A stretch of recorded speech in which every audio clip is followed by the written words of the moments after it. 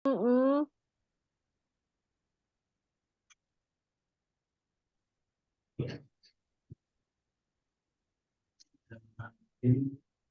Assalamualaikum warahmatullahi wabarakatuh. Terus dari beberapa ini saya selama ini sudah semua sudah yang kita hormati Pak Nasional Pak BPM Menteri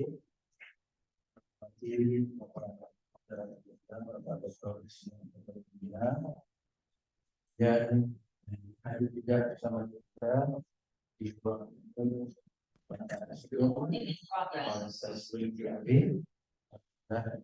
saya hadir ini.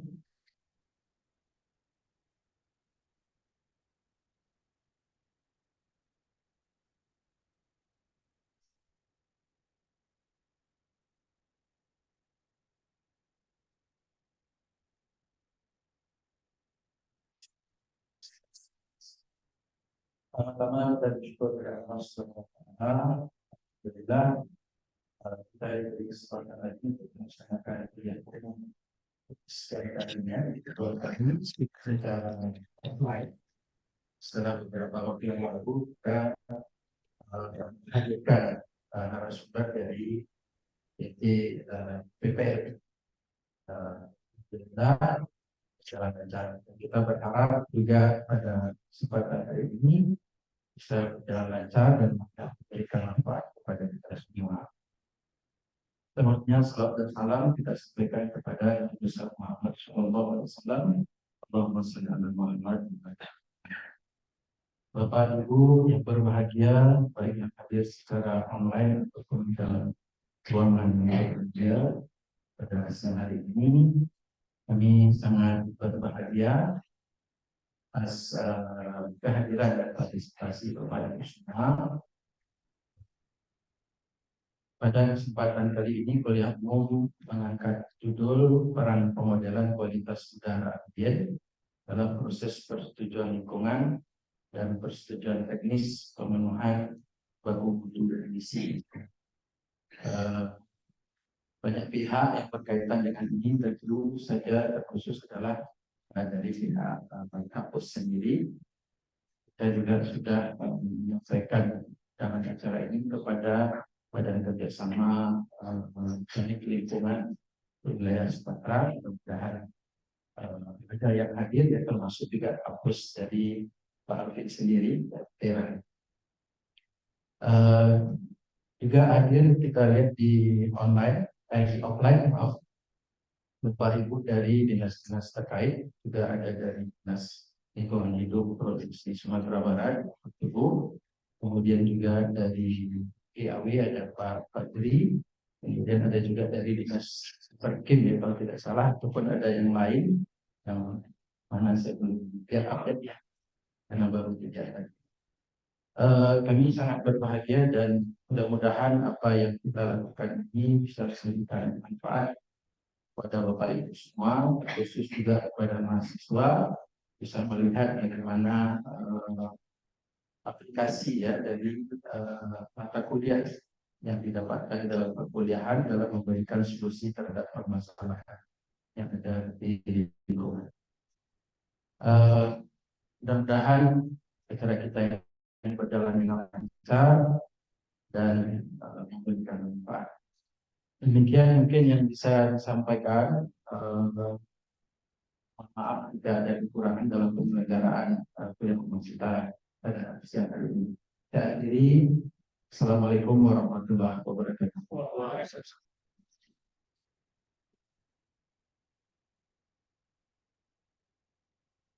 Baiklah, terima kasih kepada Bapak Rizky Aziz atas kata sambutannya. Acara selanjutnya yaitu pemaparan materi kuliah umum yang akan dipandu langsung oleh moderator kita, Bapak Fajar Kumbira. Namun sebelum itu, izinkan saya membacakan biodata moderator kita. Baik, moderator kita dengan Bapak Dr. Insinyur Fajar Kumbira, ST, MSc. di mana beliau ini merupakan salah satu dosen dari Departemen Teknik Lingkungan Universitas Andalas. Selanjutnya yaitu riwayat pendidikan beliau yaitu di S1 Institut Teknologi Bandung dengan bidang ilmu yaitu teknik lingkungan. Selanjutnya yaitu S2 di University of Newcastle upon Tyne di Inggris dengan bidang ilmu clean technology.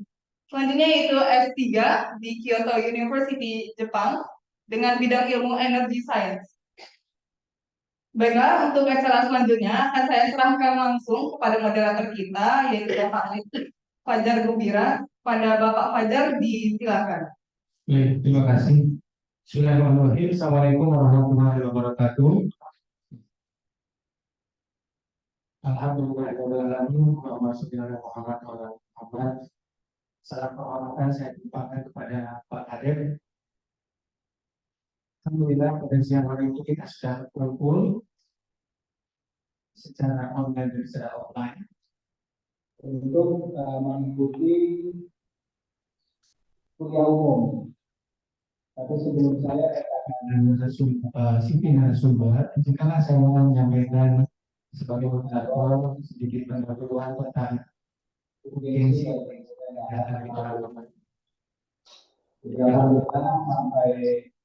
dari minggu awal kita kesehatan, kesempatan kita bisa bernapas dengan berpuasa di hari Jumat ini. Kita sama-sama berharap apa yang kita lakukan semua. Topik kita adalah terkait masalah udara. Jadi izinkan saya menyampaikan sebagai salah satu dosen kelompok wisata dan udara tentang tiknya udara. Mungkin banyak di antara kita yang tidak sadar. Untuk memperbaiki udara, mari kita sama-sama berdoa. Kita mungkin pernah mendengar apa yang terakhir kita makan, apa yang terakhir kita minum, kita apa yang terakhir kita nafas. Karena nafas kita ini saluran terkumpul kita bernafas. Dalam sehari kita mengonsumsi udara jauh lebih banyak dibandingkan dengan makanan dan minuman. Kemudian kita tidak bisa bertahan tanpa udara, itu tidak ada yang bertanya apa kita nafas. Yang ketiga, kalau udara sudah tercemar, kita tidak bisa bertahan. Beda dengan makanan minuman. Kalau kita melihat makanan minuman akan kita konsumsi tercemar, itu bisa kita mulai. Tapi kalau udara, Pak Sugeng mungkin merasakan bahwa 2012, 2019 di awal pertama yang stasiun pemantauan kualitas udara yang mewakili kondisi alam tanpa aktivitas manusia itu sampai kondisinya membahayakan. Kita tidak bisa lari kemana-mana, paksa kita hidup. Nah, untuk bisa menjaga kualitas udara, tentu ada hal-hal yang harus kita lakukan. Karena di sisi lain kita juga melakukan kegiatan pembangunan. Dalam kegiatan pembangunan pasti ada dampaknya terhadap kualitas udara. Nah, sejauh mana pemodelan kualitas udara yang dapat membantu kita melaksanakan pembangunan dengan lebih baik, atau dokumen perencanaan pembangunan itu dapat bisa terbaik agar udara yang harus kita jaga yang bisa tetap dalam kondisi baik. Mudah-mudahan ini Pak Alvin bisa share pengalaman beliau ya, walaupun jauh lebih mudah dari saya. Kalau kita pilih lebih karena sedikit saya banyak. Mudah-mudahan Pak Alvin bisa share sebagai yang beliau alhamdulillah pulang kampung kita baca kontak oleh alumni-alumni yang tempatnya tersebar di Indonesia. Oh Pak, dengan Pak Alvin ya, dengan Pak Alvin ya, saya pernah kalau jadi alhamdulillah kita ini di Sumatera Barat sebetulnya bersyukur walaupun mau kerja di luar Sumatera Barat, Tapi kita punya seseorang yang sangat berbeda bedanya yang mudah-mudahan bisa berbagi ilmu dan menjadikan semua orang di Indonesia ini lebih punya kapasitas dalam berbagi kualitas udara. Tapi karena menurut Pak Alvin, terima kasih Pak Alvin sudah bersedia dibajak ke UNAN. Saya tidak pakai senioritas di sini Pak. Nah, saya ingin membacakan CV dari beliau. Tentu saya tolong ditampilkan. Jadi Pak Alvin Pratama ini lahir di Batu Sangkar 21 September 1993.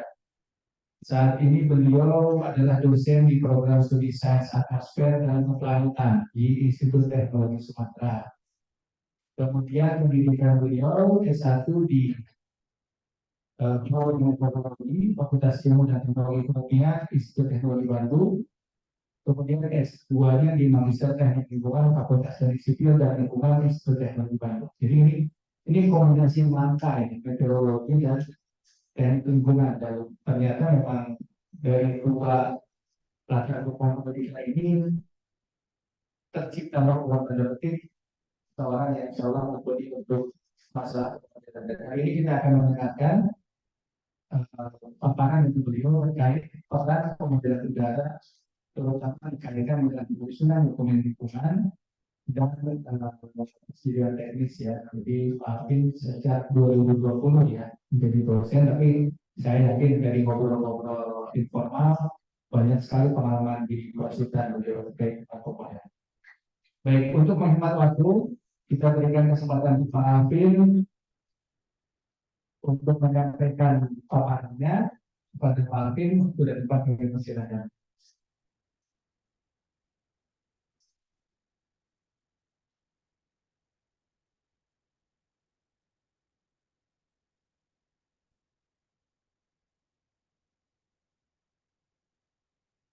Baik, mungkin saya izin berdiri.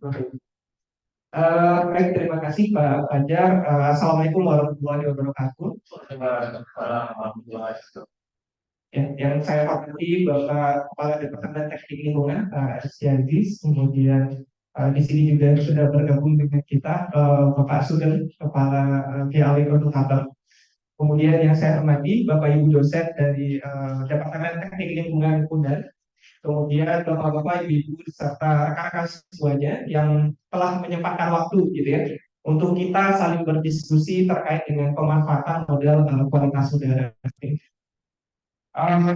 Seperti yang disampaikan oleh Pak Fajar sebelumnya bahwa di kesempatan kali ini saya diamanahkan gitu ya untuk berdiskusi dengan Bapak Ibu terkait dengan bagaimana sih peran dari pemodelan kualitas udara gitu, baik dari berbagai bidang gitu ya.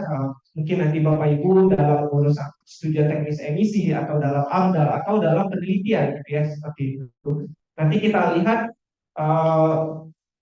salah satu momok yang paling ditakuti gitu ya terkait dengan pemodelan udara gitu ya. Selalu saya tanyakan gitu ya, kenapa nggak melakukan simulasi gitu ya? Alasannya selalu data meteorologinya susah gitu. Itu selalu alasan yang selalu saya terima gitu ya seperti itu. Nah, hal itu nanti kita coba diskusikan juga. Kemudian nanti berbagai jenis model dispersi udara gitu ya. Mungkin Bapak Ibu sudah pernah melihat model Kalpam, misalkan model Airmont, atau yang paling simpel itu model Gaussian gitu ya, yang asumsinya cukup banyak gitu ya. Nah itu nanti kita bahas juga sekilas, termasuk juga faktor-faktor yang mempengaruhi dispersi udara gitu ya. Karena tanpa pengetahuan tersebut ya nanti sulit untuk menganalisisnya gitu ya, sulit untuk menentukan wilayah mana gitu ya pemantauan yang ideal sebenarnya gitu ya seperti itu. Nanti akan kita bahas bersama. Ya, tadi sudah disampaikan juga oleh Pak Fajar, akan Bapak Ibu saya Alvin Pratama, background saya dari meteorologi, kemudian S2 saya teknik lingkungan. Kebetulan dari S1, S2 maupun beberapa pekerjaan penelitian seluruhnya hampir sebagian besar berkaitan dengan pemodelan pencemaran udara. Gitu. S1 dulu saya bimbingan dengan Pak Chandra LUP di meteorologi itu menggunakan WRF Kalkuf itu studi kasusnya di Semen Padang gitu ya. Jadi dulu saya KP di Semen Padang pakai model Gaussian, kemudian tugas akhirnya menggunakan kalkulus seperti itu. S2 lagi-lagi saya menggunakan model dispersi udara, itu adalah WRF-CHAIM gitu ya. WRF-CHAIM dikombinasikan dengan model WRFDA namanya. Kemudian sekarang juga penelitian-penelitian dengan beberapa instansi seperti BRIN juga berkaitan dengan dispersi udara. Saat ini yang sedang jalan itu adalah pemodelan di Jakarta gitu, seperti itu. Dan beberapa juga menggunakan airport untuk kegiatan-kegiatan seperti praktek airport dan AMDAL dan lain sebagainya gitu ya. Bukan ini. Oh, sebentar. Ditampilkan dulu. Oh, Indonesia punya yang sukses untuk ya. Oke, baik. Nah, itu sedikit pengenalan terkait dengan saya, Bapak Ibu. Nah, sekarang mungkin kita coba diskusi gitu ya, Bapak Ibu. Jadi konsepnya kita diskusi gitu ya, saling sharing gitu dari Bapak Ibu maupun dari saya gitu ya, seperti itu. Sebelum masuk ke pemodelan sendiri, kita harus samakan dulu persepsi kita gitu ya, seperti itu terkait dengan pemodelan pencemaran udara. Namanya juga pemodelan, ya mungkin Bapak Ibu ya pemodelan ini ada dasarnya menggambarkan gitu ya, bagaimana kondisi real di lapangan itu seperti apa gitu. Yang namanya pemodelan pasti ada kekurangan gitu ya. Jarang sekali kita mendengar model itu akurasinya 100% itu mustahil gitu ya. Sulit dicapai ya, kamu saya tapi sulit dicapai gitu ya. Karena itu tadi, karena seluruh pemodelan gitu ya, terutama pemodelan pencemaran udara itu mengkaitkan berbagai variabel-variabel dan parameter-parameter yang berkaitan dengan pencemaran udara gitu ya. Mungkin yang sudah kita pelajari gitu ya, bagaimana proses deposisi, kemudian ada afeksi, kemudian nanti bagaimana pengaruhnya dengan parameter meteorologi dan lain sebagainya gitu ya. Jadi fungsi utama dari pemodelan ini adalah ya menggambarkan gitu ya kondisinya bagaimana gitu ya di wilayah kajian kita gitu ya. Sehingga dari konsep pemodelan ini ya apa sih yang bisa kita dapatkan gitu ya? Apa sih yang bisa kita dapatkan dari pemodelan ini? Sebenarnya tidak hanya pemodelan pencemaran udara, tapi juga seperti pemodelan meteorologi, pemodelan air gitu ya, kemudian pemodelan danau dan lain sebagainya. Semuanya konsepnya adalah menggambarkan ya, bagaimana kita berupaya mendekati kondisi real itu bagaimana gitu ya. Semakin ya perkembangan sekarang pemodelan itu udah banyak melibatkan berbagai variabel ya. Kalau kita menggunakan model Gaussian kan kita banyak asumsi-asumsi ya, misalkan kecepatan anginnya konstan atau istilahnya itu adalah steady state gitu ya. Tapi seiring berkembangnya teknologi, sekarang parameter-parameternya menjadi sangat kompleks gitu ya. Tapi Bapak Ibu jangan khawatir gitu ya, seluruhnya ada solusinya gitu ya. Apapun masalahnya pasti ada solusinya gitu ya, seperti itu. Jadi apa sih yang bisa kita dapatkan dari model pencemaran udara gitu ya? Yang pertama adalah keterbatasan kegiatan pengukuran. Nah, seperti yang kita ketahui, AQMS yang ada di Indonesia itu nggak terlalu banyak ya. Kebetulan minggu lalu saya baru dari KLHK di PPU itu kalau nggak salah jumlah AQMS-nya itu hanya sekitar 33 kalau nggak salah. Kemudian tahun ini bertambah sekitar 6 atau 12 gitu. Jumlah tersebut tidak bisa menggambarkan ya, bagaimana kondisi yang ada di Indonesia secara umum gitu. Apalagi kalau misalkan kita punya kegiatan pengembangan industri gitu ya. Nah itu ya tentu kita butuh pemantauan juga gitu ya untuk memverifikasi model kita seperti itu. Kemudian, nah dari detail kita bisa men-setting sesuai dengan apa yang kita butuhkan seperti itu. Jadi di sini kita bisa mengatur berbagai skenario-skenario gitu ya seperti itu. Biasanya itu yang paling umum adalah bagaimana skenario bulan basah dan bulan kering gitu ya. Karena pada dasarnya Indonesia ini itu sangat dipengaruhi oleh unsur ya. Mungkin Bapak Ibu sering mendengar monsun ya, pada saat Desember, Januari, Februari, oh udah musim hujan nih, gitu ya. Juni, Juli, Agustus udah musim kering nih, gitu ya. Tapi sebenarnya kalau kita bicara mengenai monsun itu tidak hanya sekedar berkaitan dengan curah hujan, tapi juga arah angin, gitu ya, seperti itu. Makanya kalau misalkan Bapak Ibu nyusun praktek atau amdal itu kan ada rona awal ya. Nah, rona awal kalau di praktek itu kan minimal 10 tahun. Tujuannya adalah untuk melihat karakteristik wilayahnya, gitu ya, di bab 2. Karakteristik wilayah apa tidak, gitu. Karena kalau misalkan dipengaruhi oleh monsun, nah hati-hati penentuan lokasi pengamatan kualitas udara akhir, gitu ya. Karena ya arah angin itu berbeda antara musim basah dan musim kering. Itu perlu diperhatikan. Termasuk juga skenario gitu ya. Dari pemodelan kita juga bisa uji. Kalau kemarin itu bahasanya adalah apakah mobil listrik itu efektif atau tidak gitu ya, mengurangi kualitas udara di Jakarta gitu. Karena kan sekarang lagi gencar-gencarnya ya di Jakarta, bahkan ada subsidi gitu ya kalau kita beli kendaraan listrik gitu. Nah itu bisa kita uji gitu ya melalui pemodelan. Misalkan jumlah kendaraan motor yang konsumsi bahan bakar pertalite misalkan gitu ya, kita ganti misalkan jadi listrik gitu ya, apakah berkurang signifikan atau tidak gitu ya. Nah itu salah satu pendekatannya juga bisa dilakukan dengan pemodelan gitu ya. Nah ini ya Bapak Ibu, inilah gambarannya bahwa pengukuran eh, di Indonesia gitu ya, tidak hanya kualitas udara tapi juga parameter meteorologi itu apa namanya ya hanya di beberapa tempat saja gitu ya, seperti itu. Misalkan kalau kita mau mengembangkan industri di daerah remote area gitu yang jaraknya mungkin 20 km dari BMKG misalkan gitu ya, nah itu udah nggak representatif lagi gitu ya, seperti itu. Eh, ya sejauh ini kalau untuk AWS itu ya mungkin sekitar 8 sampai 10 gitu ya kilometer radiusnya mewakili representatifnya gitu ya, seperti itu. Karena Indonesia kan cukup kompleks ya topografinya seperti itu. Nah, terus pertanyaannya adalah bagaimana kualitas di sini gitu ya. Kualitas udara di sini gitu ya. Nah, salah satunya adalah dengan pemodelan gitu ya. Oke. Nah, oke.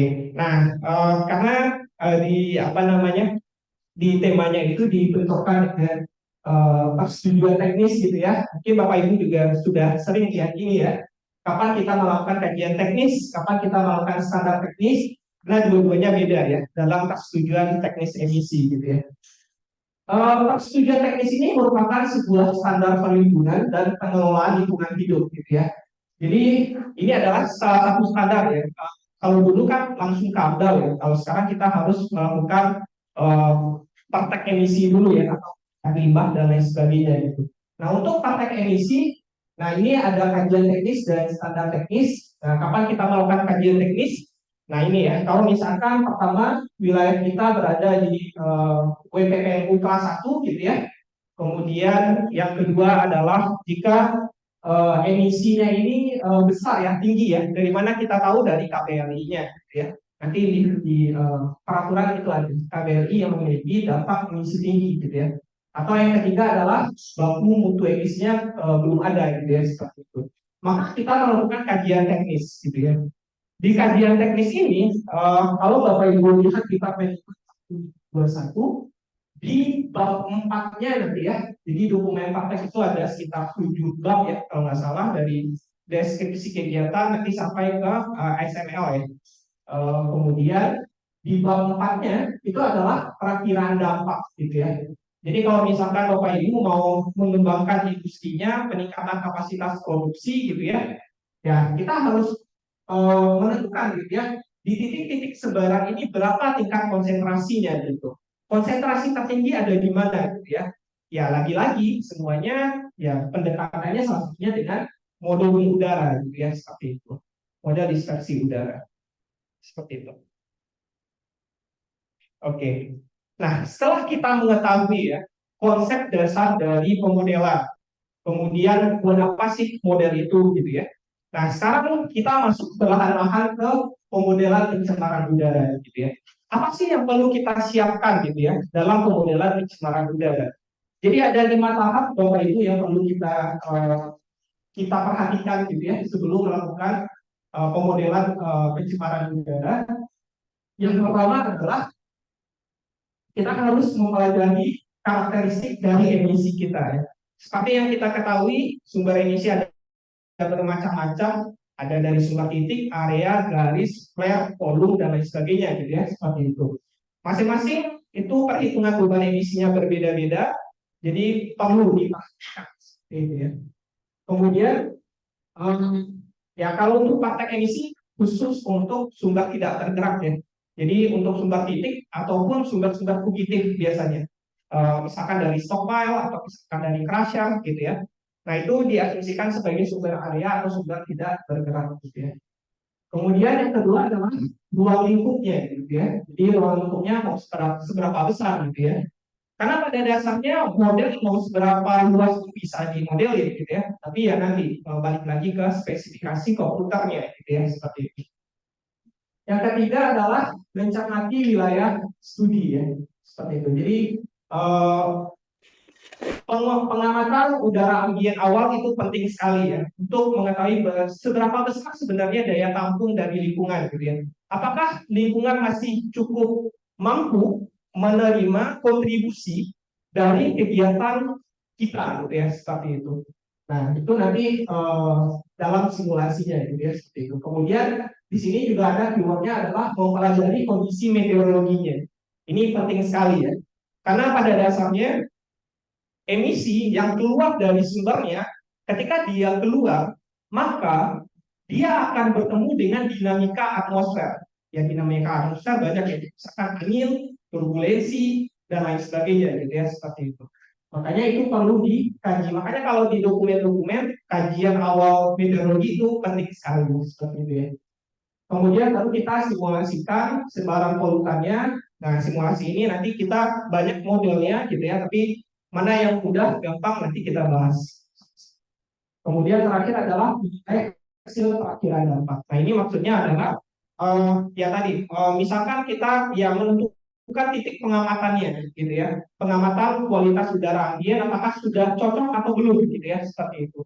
Jadi salah satu basicnya itu adalah dari pemodelan atau penentuan wilayah pengolahan pencemaran udara atau WPPNU. Nah itu kan salah satunya seharusnya basicnya dari pemodelan juga, gitu ya seperti itu. Oke, ini beberapa data-datanya. Ya, jadi nanti kita coba diskusikan lebih detail, gitu ya beberapa. Jadi seperti yang saya sampaikan tadi, bahwa data-data utama itu adalah background konsentrasi untuk melihat daya dukung dari lingkungan, kemudian data meteorologi. Nah, meteorologi ini yang merupakan momok, nanti kita diskusikan sumbernya dari mana gitu ya, dan sebagainya. Kemudian ya tadi untuk apa namanya laju emisi, kemudian perhitungan beban emisi gitu ya.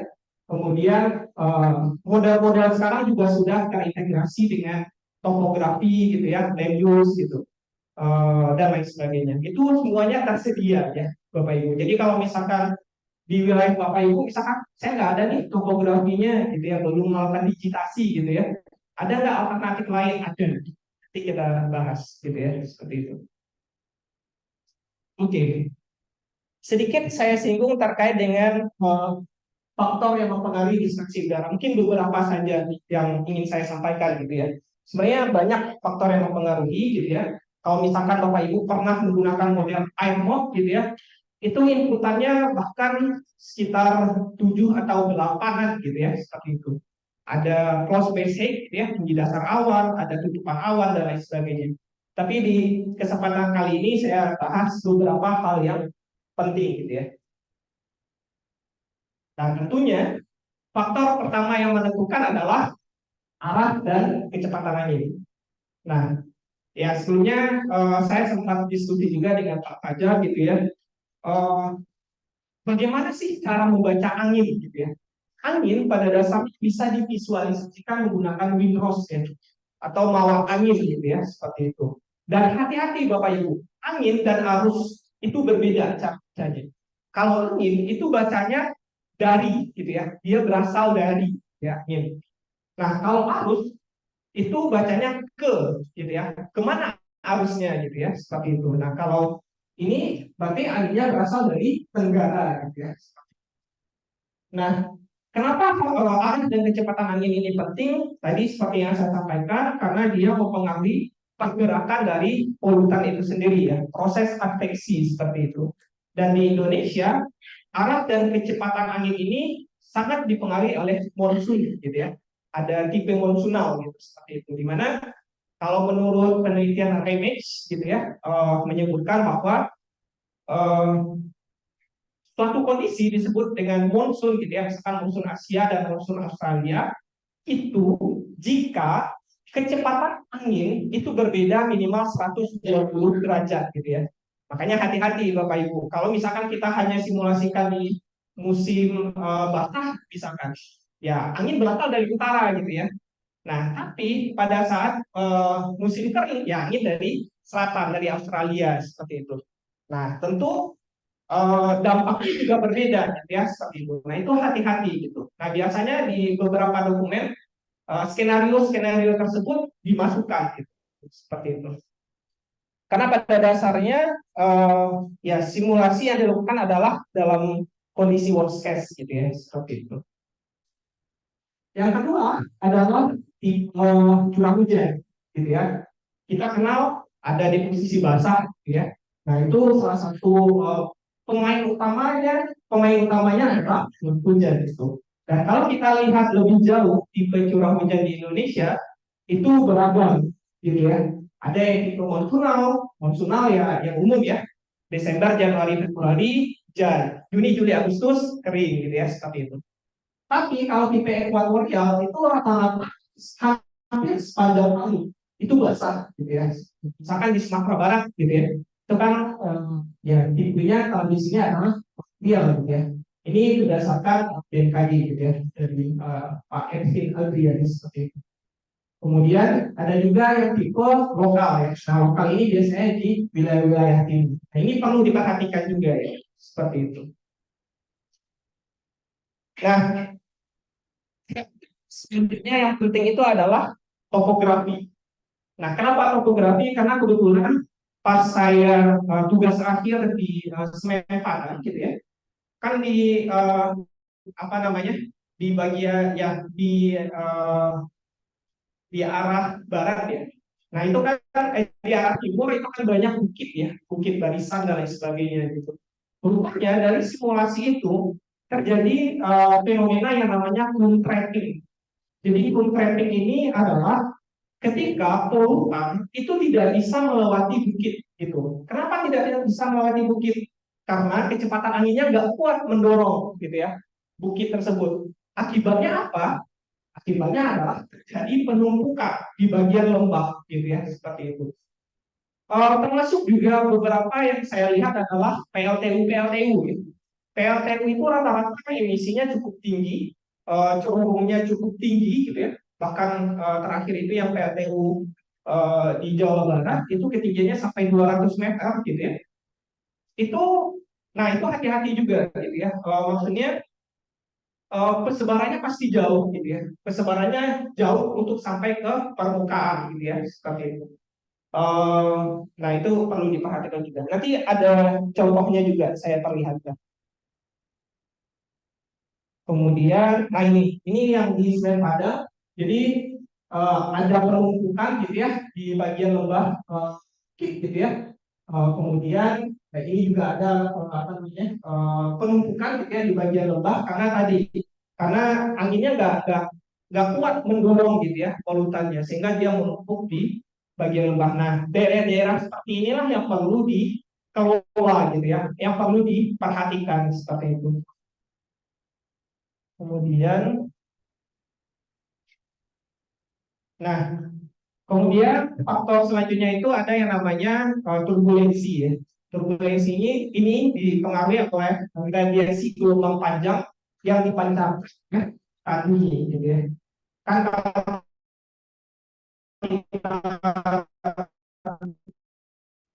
balik lagi ke bumi itu sekitar 51%. diserap oleh A. Dia dipancarkan balik untuk radiasi gelombang panjang. Nah, setelah memancarkan itu, ya terjadi turbulensi seperti itu ya. Nah, apa efek dari turbulensi? Nah, mungkin kita pernah melihat gambar ini. Nah, ini. Efeknya adalah tipe persebaran polutan. Nah, mungkin ada yang kita pernah lihat ada tipe looping ya. Looping dia ya itu nggak peraturan seperti itu ya. Itu disebabkan karena biasanya pada siang hari pada saat turbulensinya tinggi gitu ya seperti itu. Jadi dia membawa polutan cepat sampai ke permukaan gitu ya. Kemudian ada tipe-tipe lain seperti apa namanya ya tunnel vending biasanya pada malam hari gitu ya. Malam hari pada saat massa udara itu stabil gitu ya, stabilitas atmosfer stabil, massa udara itu homogen gitu ya, sehingga polutan tersebar lebih jauh. Kalau yang fumigation sama wafting ini kenapa ada data? Karena ada lapisan gitu ya akibat dari pendinginan radiasi dari permukaan seperti itu. Nah, jadi efek dari turbulensi ini adalah ke tipe-tipe tipe-tipe dari sebaran polutan gitu ya seperti itu. Oke, kita sudah kenal konsep dasar dari pemodelan, kemudian buat apa kita melakukan pemodelan, kemudian faktor yang mempengaruhi dispersi udara. Nah, sekarang kita berkenalan dengan modelnya sendiri gitu ya. Jadi setelah kita mengetahui apa saja yang mempengaruhinya, sekarang kita masuk ke modelnya. Model dispersi udara ini banyak Bapak Ibu. Searching aja di internet itu banyak bermunculan gitu ya. Ya, yang paling saya soroti itu adalah klasifikasi berdasarkan kapasitas. Ada yang screening, ada yang define gitu ya. Screening ini itu seperti model Gauss ya. Model Gauss ini dia menggunakan ya dia mengestimasi sederhana gitu ya. Jadi dia menggunakan banyak asumsi seperti arah anginnya konstan, kemudian kecepatannya konstan gitu ya, dan lain sebagainya. Nah, refine ini adalah model-model yang sudah mempertimbangkan proses fisika kimia atmosfer gitu ya, interaksinya bagaimana dan lain sebagainya. Jadi sudah cukup kompleks gitu ya. Kemudian ada juga tipe ya berbasis koordinat. Nah, ini perlu diperhatikan juga ya. Jadi model berbasis grid atau dikenal dengan Lagrangian gitu ya. Jadi pada saat simulasi itu kita membagi wilayah kita menjadi kotak-kotak gitu ya, atau grid-grid gitu ya. Atau simpelnya itu adalah kalau kita punya foto, itu kan bagian terkecilnya adalah piksel ya, berapa piksel gitu ya, seperti itu. Nah, begitu juga model, semakin kecil kotaknya maka semakin detail gitu ya, seperti itu. Nah, itu berbasis grid ya. Contohnya itu kapal, mop, WRCM, dan lain sebagainya. Kalau yang trajektori kita bisa mengetahui pergerakannya gitu ya, pergerakannya. Contohnya adalah model high split gitu ya, seperti itu. Jadi untuk ilustrasinya seperti ini Bapak Ibu. Jadi kalau misalkan ya, nah kalau model Lagrangian atau model yang trajektori tadi ya kita bisa mengetahui pergerakannya gitu ya, seperti itu. Nah, ini contoh keluaran dari model high speed gitu ya. Kemudian yang sebelah kiri Eulerian itu adalah biasa kita lihat ya dalam bentuk gradasi spasialnya gitu ya, seperti itu.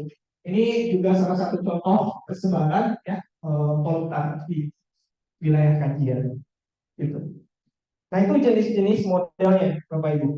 Nah, sekarang ini ada beberapa model yang pernah saya gunakan gitu ya. Pertama itu adalah model high speed, kemudian air view, kalpa view gitu ya. Ada WRF juga gitu ya. Ini sebenarnya dari model ini, ini keluaran model Kalpaf, tapi Kalpaf versi lama ya, Kalpaf Pro gitu. Karena untuk Kalpaf sendiri sekarang itu digunakan sebagai user guide di USCTA. Jadi kalau crack-cracknya itu nggak ada. Jadi kalau Bapak Ibu cari di internet itu nggak ada gitu ya. Kalau Airmat itu ada, karena sekarang udah berkembang jadi Kalpaf gitu ya, seperti itu. Makanya kalau menggunakan Kalpaf nanti kalau misalkan ada kesempatan itu ada satu tools yang namanya itu adalah USAPA User Guide. Jadi kalau misalkan kita menggunakan parameter A, dia merekomendasikan parameter B adalah ini gitu ya, seperti itu. Jadi dia mengusulkan gitu, kalau kita mau melakukan yang menggunakan regulasi dari USDA gitu ya, seperti itu. Kemudian, nah ini contoh keluarannya, jadi kita bisa melihat pergerakannya secara per jam. Tapi kalau model-model seperti EMO, ya kita hanya bisa melihat rata-rata per jam dan seterusnya. Oke, Oke. Ini model dispersi Gaussian yang mungkin Bapak Ibu pernah kenal ya. Banyak sekali asumsinya gitu ya. Kondisi meteorologinya dianggap konstan, flu-nya dianggap ideal, jadi benar-benar kayak telur gitu ya, seperti itu. Dan konsentrasi tertinggi itu berada di pusat kerobongnya gitu ya. Nah, ini hati-hati juga Bapak Ibu. Dalam simulasi itu kita harus tahu kita simulasi di level berapa gitu. Kalau saya pribadi biasanya simulasi di ketinggian 1,5 meter. Itu asumsinya adalah rata-rata ketinggian manusia. Nah, kalau misalkan kerobongnya 200 meter tadi, simulasinya kayak gini, gitu ya. Ya buat apa gitu ya? Kita nggak tahu dampak ke bawahnya seperti apa, gitu ya, seperti itu. Nah, itu perlu diperhatikan juga. Gitu ya. Nah, ini dasar dari model dispersi udara ya. Nah, makanya sekarang dikembangkan model-model seperti kapal, airmod dan lain sebagainya, gitu ya. Dengan kombinasi berbagai variabel tadi topografi, planetary boundary layer, gitu ya, land use, mempertimbangkan albedo, Bowen ratio dan lain sebagainya, gitu ya, seperti itu. Makanya kita dapatkan seperti ini. Oke. Nah, itu pengenalan terkait dengan modelnya, Bapak Ibu. Oke, saya udah tahu nih model apa yang akan saya gunakan, gitu ya. Terus pertanyaannya, datanya bagaimana Pak, gitu ya? Saya nggak ada data nih, gitu ya. Nah, jawabannya itu ya nanti kita bahas satu-satu ya. Tapi secara umum, data yang perlu disiapkan itu pertama pasti data meteorologinya. Yang kedua adalah data emisinya, gitu ya. Jadi beban emisinya seberapa besar, nah itu perlu dihitung, gitu ya. Mungkin kita kenal perhitungan beban emisi menggunakan faktor emisi, gitu ya. Atau misalkan perhitungan beban emisi menggunakan neraca massa, gitu ya, diturunkan dapat beban emisinya. Kemudian sekarang data topografi, land use dan lain sebagainya. Oke, sekarang kita bahas data-data penting aja ya. Data yang menjadi momok adalah biasanya data meteorologi. Data meteorologi kalau BMKG kan tidak tersebar, ya tidak seluruhnya ada di wilayah kajian kita, gitu ya, seperti itu. Kadang kita punya kajian di wilayah di tengah hutan, gitu ya, jaraknya jauh, nah itu perlu diperhatikan. Kemudian ada juga misalkan datanya bolong misalkan karena mungkin maintenance gitu ya, nah itu bisa terjadi gitu. Tapi secara umum untuk data meteorologi sumber pertama yang bisa kita manfaatkan adalah data BMKG gitu ya, atau data observasi dari perusahaannya. Beberapa perusahaan seperti perusahaan tambang kadang mereka melakukan pengukuran juga. Mereka melakukan prediksi curah hujan untuk menentukan apakah akan beroperasi atau tidak, gitu ya, seperti itu. Untuk BMKG ada di data online BMKG, ini datanya harian gitu ya, seperti itu. Cuma kalau misalkan, nah alternatif kedua untuk data meteorologi adalah data satelit produk. Data satelit produk ini banyak sekali saat ini gitu ya, Bapak Ibu. Kalau yang saya pribadi gunakan, sering gunakan itu adalah data dari Copernicus, dari HMWF gitu ya. Kemudian kalau dari NASA ada juga di Pohon NASA, nanti bisa di searching gitu ya. Atau data-data lainnya, misalkan GSMAP ya dari Jepang misalkan, atau data CHIPS gitu ya, atau data-data IMAX ya dan lain sebagainya. Itu bisa kita manfaatkan. Tapi apa kekurangannya adalah data ini memiliki resolusi yang rendah gitu ya, seperti itu. Jadi kalau ibaratnya kotak-kotak atau piksel-piksel tadi gitu ya, itu satu kotaknya itu ukurannya 0,25 derajat gitu ya. Atau dikilometerin sekitar 27, cukup besar gitu ya. Sedangkan kajian kita nggak seini gitu ya, seperti itu. Nah, terus apa solusinya gitu ya? Solusi yang ketiga adalah model prognostik gitu ya, seperti itu.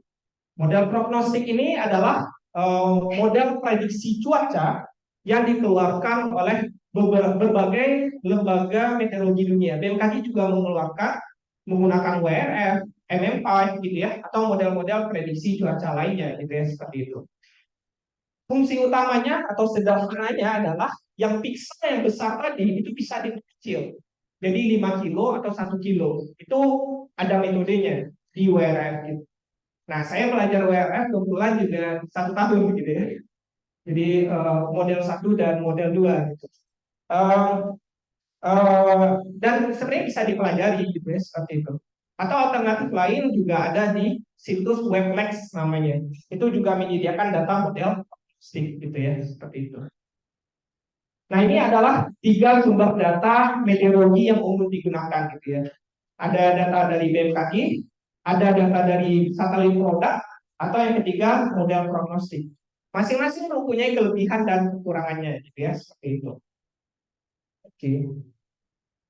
Kemudian untuk sumber-sumber data lainnya biasanya juga ada gitu ya Bapak Ibu. Jadi Bapak Ibu nggak perlu khawatir gitu ya. Saya nggak punya data Lenius, ada di sini gitu ya. Saya nggak punya data topografi, ada di sini gitu ya. Kemudian saya nggak punya data apa ya meteorologi, ada di sini, ada dari NCMWF, NCAP gitu ya dan lain sebagainya.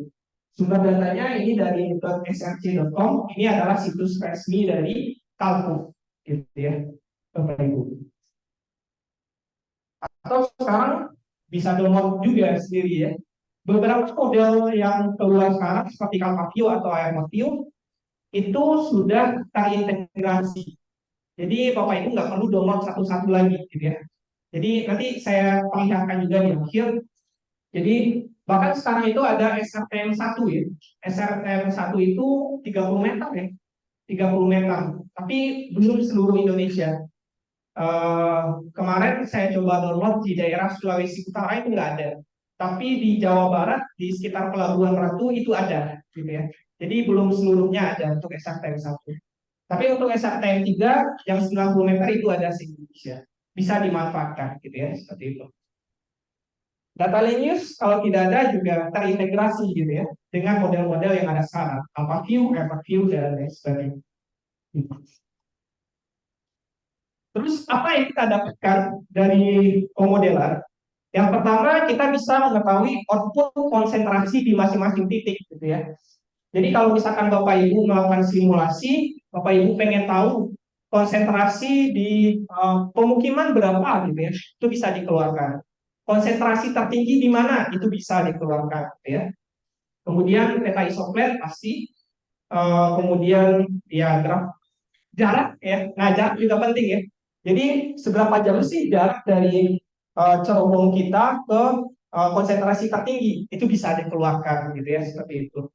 Kemudian windrows pasti gitu ya bisa dikeluarkan gitu ya seperti itu. Kemudian ya koordinatnya konsentrasi tertinggi di mana itu bisa diketahui ya seperti itu. Sebenarnya banyak lagi yang bisa diekspor dari model distraksi udara ini gitu ya. Tapi yang umum dikeluarkan adalah ini gitu ya seperti itu. Termasuk terakhir adalah penentuan lokasi pengamatan ambien gitu ya seperti itu. Atau misalkan Bapak Ibu mau analisis terhadap kesehatannya di pemukiman gitu ya, apakah ini benar dari cerobong A atau B gitu ya. Nah, itu bisa disimulasikan gitu ya seperti itu. Terakhir, ya tentu kita menggunakan model harus teruji gitu ya, teruji dari berbagai penelitian gitu ya. Dan penelitian mengenai model AirMod Kalpaf itu sangat banyak sekali gitu ya, Bapak Ibu. AirMod Kalpaf ini sering dibandingkan gitu ya. Biasanya itu di daerah kompleks gitu ya, kompleks terrain atau topografi yang kompleks seperti di Indonesia dibandingkan dengan model mana yang cocok gitu ya, seperti itu. Di daerah flat, daerah mana yang cocok gitu ya, seperti itu. Untuk simulasi dengan jarak 50 km, model mana yang cocok gitu ya. Nah, itu penelitiannya sudah sangat banyak sekali gitu ya. Jadi yang membandingkan model AirMod dan Kalpaf seperti itu. Kalau terakhir penelitian saya di Semen Padang terkait dengan apa namanya simulasi model Kalpaf itu resolusinya cukup baik gitu ya. Itu sekitar 0,6 sampai 0,7 korelasinya gitu ya. Seperti itu cukup baik kalau menurut saya. Terakhir yang ingin saya sampaikan, oke, kita sudah tahu model dispersi udara itu apa, faktor yang mempengaruhi seperti apa, model dispersi udara apa saja, Dan ketika hasilnya keluar gitu ya, apa sih yang perlu kita perhatikan gitu ya? Yang pertama, jenis modelnya. Jenis modelnya apakah model kita model steady state atau non steady state. Steady state tadi, steady state ini maksudnya adalah model yang parameter teknologinya konstan. Nah, biasanya kalau Bapak Ibu ikut sidang praktek gitu ya, atau Anda kemarin sempat ditanyakan, ini model kamu model steady state atau non steady state gitu ya. Kalau steady state itu biasanya udah dicoret gitu biasanya. Karena terlalu banyak asumsi gitu ya, nggak real gitu.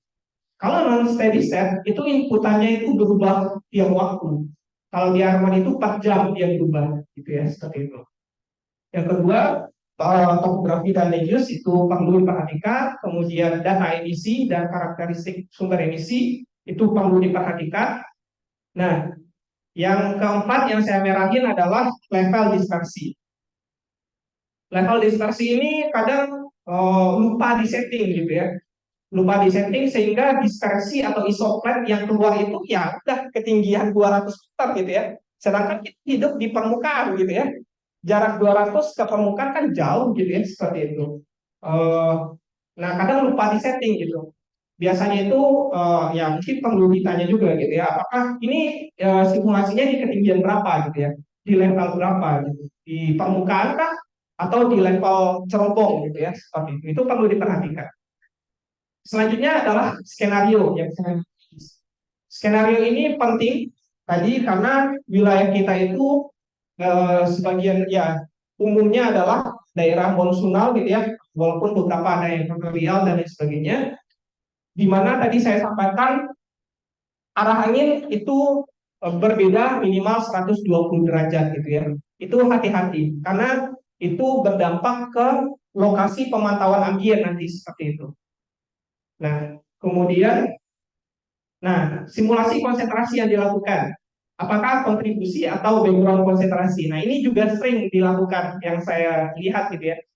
Jadi, oke lah, kita sudah dapat beban emisi untuk cerobong gitu ya. Kemudian kita simulasikan, kita bandingkan dengan baku mutu udara ambien, itu tidak bisa. Karena itu hanya kontribusi dari satu cerobong aja. Pasti nilainya kecil sekali. Nah, bisa dibandingkan ketika sudah diakumulasikan dengan daya tampung tadi gitu ya. Daya tampung di lingkungan itu sekarang udah berapa gitu ya. Maksudnya udah misalkan udah 40 mikrogram per meter kubik gitu ya, seperti itu. Ya, akhirnya itu perlu diperhatikan gitu ya. Apakah kontribusi atau sudah akumulasi dengan background konsentrasi gitu ya. Ya di model ada juga inputan untuk background konsentrasi gitu ya, seperti itu. Kemudian ukuran domain dan resolusi ini kadang juga diminta gitu ya. Kemudian, nah di bab 3 ya, bab 3 itu kan di praktek ada usulan baku mutu emisi ya. Nah, kadang ada juga yang menggunakan model gitu ya. Jadi dicoba-coba beban emisi segini aman nggak lingkungan? Kalau aman dinaikin sedikit gitu, masih aman nggak gitu ya? Nah sampai batas level di ambiennya udah sampai batas kualitas udara ambien gitu ya. Itu ada juga yang menggunakan untuk membuktikan bahwa usulan baku mutu emisi ini aman di lingkungan gitu ya. Tapi kadang ada beberapa yang langsung aja top dari baku mutu udara, baku mutu emisi gitu ya. Kadang baku mutu emisi jumlah cerobongnya ada 20, disimulasikan ya pasti di atas baku mutu udara ambien gitu ya, seperti itu. Nah, itu perlu diperhatikan. Mungkin itu saja Bapak Ibu yang bisa saya sharing gitu ya. Mudah-mudahan nanti kita bisa saling diskusi ya Bapak Ibu terkait dengan pemanfaatan model dispersi udara ini. Mungkin sekian, selanjutnya saya kembalikan ke Pak Angga. Terima kasih. Oke, terima kasih banyak Pak Andin. Jadi dari paparan tadi tentu bagi yang baru pertama kali mengikuti agak roaming ya. Tapi intinya kan sebetulnya kita ketemu nambah saudara baru ke depan itu mudah-mudahan silaturahmi bisa dijaga. Nah, yang namanya pengetahuan itu proses. Kita menguasai segala hal dan untuk belajar itu juga perlu waktu. Jadi jangan dilawan dulu, ya dinikmati saja dulu. Insya Allah kita bisa buat eh, kegiatan-kegiatan yang lebih detail. Baik, untuk memberikan kesempatan bagi yang menyampaikan pertanyaan, untuk yang hadir online dapat menyampaikannya dengan mengetikkan di kolom chat, atau kalau mau bicara langsung juga boleh, bisa berikan kesempatan. Eh, Materi dan sertifikat akan kami berikan bagi peserta yang mengisi kuesioner yang nanti di bulan pukul 15.35 WIB, insya Allah. Dan kita berikan dulu kesempatan bagi yang hadir offline. Silakan Pak Ad, kalau boleh dibantu panitia untuk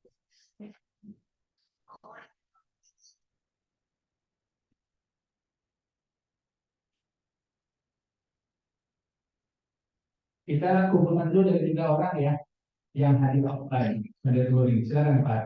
Assalamualaikum warahmatullahi wabarakatuh. Assalamualaikum. Kenalkan, nama saya Solati. Saya selaku konsultan lingkungan. Alhamdulillah 2019 atau 2000 berapa saya ikut di di rumah Mas Alvin. Memang 3 bulan yang lewat saya mulai kembali, alhamdulillah masih ingat. Kemudian memang yang menjadi apa namanya, menjadi momoknya itu adalah data iklimnya. Jadi pernah kami tanya ke BMKG di untuk data waktu pelatihan itu kan ada 7 hari, itu kan ada data standar untuk ketika orang melaut atau apa itu standar seperti itu di 7 hari. Kemudian kalau kita ambil data 7 hari untuk pemantauan itu biayanya sangat besar. Saya pernah tanya 72 juta, sekitar sekitar lebih dari 50 juta. Jadi terkait dengan itu, apakah data data yang kita ambil sendiri, mungkin kita punya alat misalnya kayak weather station yang ada teman merekomendasikan waktu itu saudara tanya menggunakan dipakai weather station saja ya. Tapi problemnya adalah kami punya. Jadi apakah cukup bisa data 1 hari saja kita simulasikan? Tapi kalau data 1 hari kayaknya Windows-nya nggak lucu sebenarnya, nggak saya lihat kalau saya pikir saya analisa. Jadi bagaimana cara ini? Kalau untuk WNF saja masalah kita aja 1 tahun belajar kita kayaknya belum belum mampu karena mungkin kesibukan yang lain. Seperti itu dok. baik, terima kasih Pak dari konsultan ya. Selanjutnya silakan. Saya Argo mau nanya. Silakan kalau mau tanya.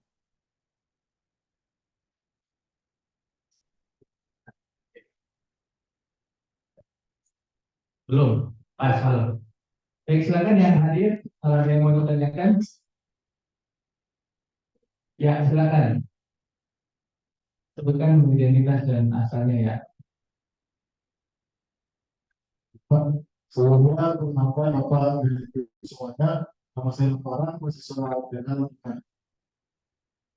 saya tanyakan kepada Pak Alvin, Pak, terkait pengaruh arahan pendidikan kalian kita dari pros.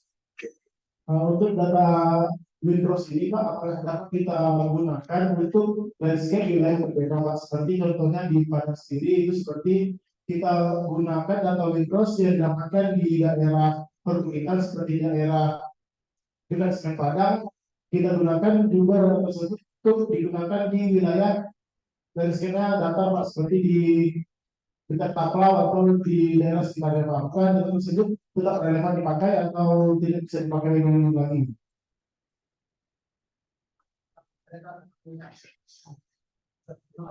Ya, silakan.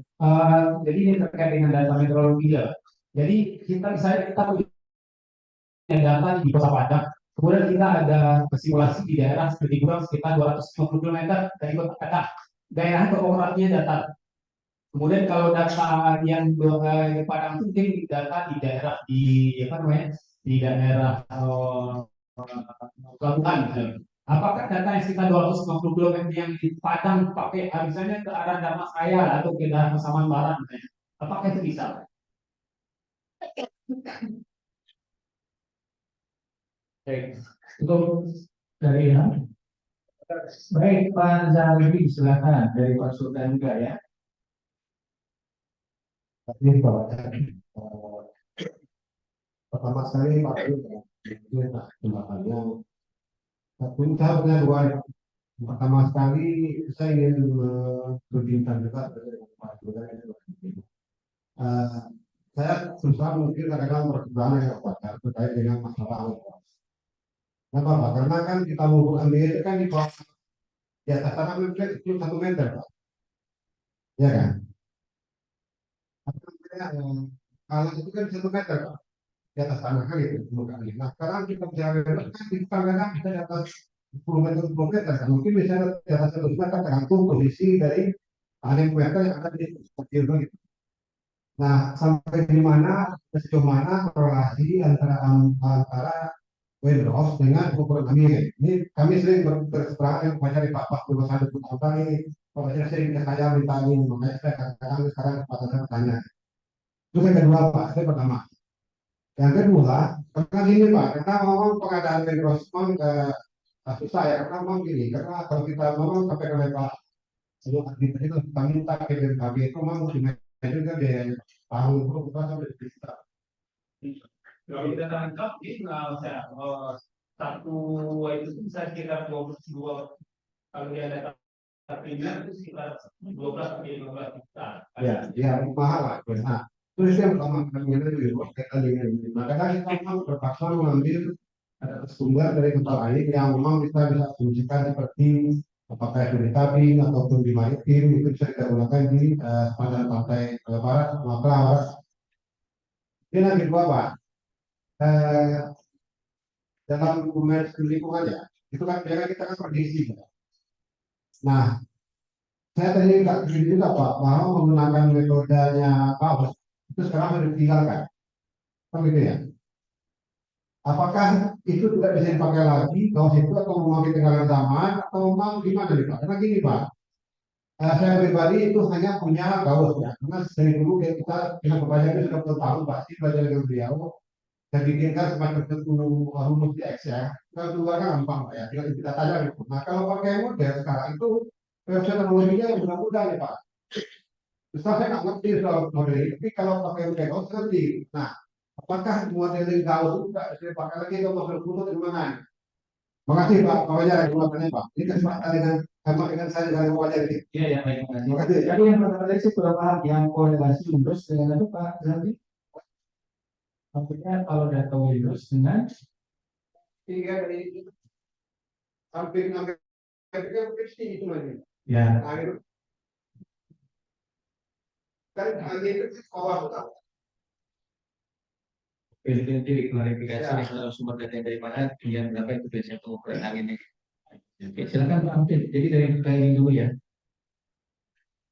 Oke, baik, terima kasih Bapak Ibu. Eh, ya ini kita mungkin lagi mungkin bisa menambahkan juga gitu, terkait dengan data meteorologi. Cuman seperti ini Bapak Ibu, untuk data meteorologi, pertama saya sampaikan bahwa sumbernya ada tiga tadi, ada data meteorologi observasi BMKG, yang kedua data alternatif, kemudian yang ketiga adalah musik gitu ya seperti itu. BMKG kita bisa minta, kemudian yang untuk lain sebagainya, administrasi dan lain sebagainya mungkin nanti itu berbeda-beda gitu ya. Yang kedua adalah tentang modal satelit produk gitu ya, satelit produk. Nah, ini kita harus lihat lagi model yang kita gunakan apa gitu Bapak Ibu. Kalau misalkan air mode gitu ya, air mode itu memang model steady state, non steady state gitu ya. Tapi dia inputan meteorologinya itu hanya di satu titik gitu. Jadi biasanya itu masih mewakili gitu. Beberapa kali saya menggunakan model data satelit produk itu hasilnya masih masuk akal gitu ya, hasilnya masuk akal dibandingkan dengan observasi. Kebetulan saat ini juga lagi penelitian juga terkait dengan pemanfaatan data era 5 gitu ya untuk distraksi polutan. Sekarang ini lagi di simulasinya di Lampung saat ini gitu ya, dari sumber emisi gitu. Itu bisa digunakan gitu sebagai alternatif gitu. Tapi kalau misalkan model yang lebih kompleks lagi, misalkan kapal itu nggak bisa. Kalpah mainnya adalah grid gitu ya, mainnya grid per kotak-kotak gitu. Semakin kecil kotaknya, semakin bagus gitu. Kalpah lebih kompleks, kita membutuhkan data 3D namanya. Jadi data APR juga dibutuhkan. Nah, dari mana kita dapatnya adalah sumber yang ketiga, model prognostik. Memang tadi saya sampaikan bahwa untuk belajar, kalau saya pribadi waktu kuliah diajarkan itu selama 1 semester gitu ya, 1 semester pengenalan, kemudian yang tahun 2 semester gitu ya. Tapi ada alternatif lain gitu ya, Bapak Ibu, adalah dari Weblex gitu. Kalau misalkan Bapak Ibu mau mencoba gitu ya, itu ada yang jual di Weblex, namanya Weblex apa namanya, yang menyediakan airport view, Kalpah view dan lain sebagainya, berbagai model udara ada di sana gitu ya. Itu ya harganya sekitar 5 sampai 7 juta gitu. Kita bisa simulasikan beberapa hari ke depan gitu, seperti itu. Tapi sejauh ini ketika saya menggunakan data alternatif satelit produk itu sejauh ini masih diterima gitu. Sejauh ini di KLHK masih diterima gitu. Dan di beberapa DLH di Batam waktu itu saya menggunakan data satelit produk masih diterima gitu. Karena kan kita bisa compare dengan data dari BPS itu masih bisa diterima. Kemudian ya, ya terkait dengan data pengamatan tadi ya, misalkan saya ngamat di sini jarak BMKG 250 km, jawabannya nggak representatif lagi gitu, nggak mewakili lagi gitu, itu terlalu jauh.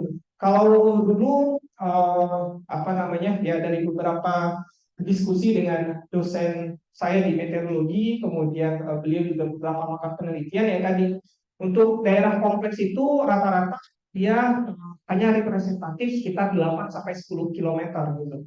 Kalau misalkan daerah flat, misalkan di Eropa, nah itu bisa sampai 15 kilo. Nah itu eh, hasil diskusi dengan beberapa dosen saya di prodi meteorologi waktu itu dan penelitian beliau gitu. Kemudian, nah terkait dengan windrows gitu ya, arah angin dan windrows. Angin itu memiliki apa namanya, karakteristik taktikal itu seperti logaritmik gitu ya. Jadi dia di bawahnya hampir sama sampai ke atas dia konstan gitu ya, seperti itu.